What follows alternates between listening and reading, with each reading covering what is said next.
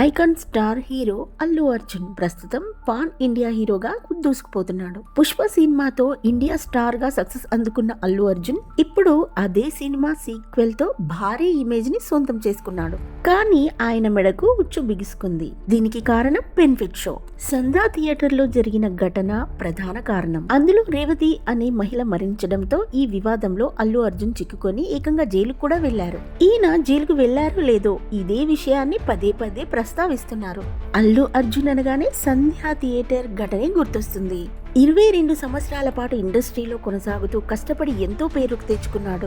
National award కూడా అందుకున్నాడు. దాదాపుగా కెరియర్ డ్యామేజ్ అయ్యే పరిస్థితి ఏర్పడింది. ఈ క్రమంలోనే ఇకపై అల్లు అర్జున్ గురించి మాట్లాడాల్సి వస్తే అల్లు అర్జున్ ని కేవలం అల్లు అర్జున్ అని పిలిస్తే చాలని, తన పక్కన stylish star, icon star, pan India star వంటివి జోడించాల్సిన అవసరం లేదని అల్లు ఫ్యామిలీ ఒక నోట్ విడుదల చేయడానికి సిద్ధమైందట.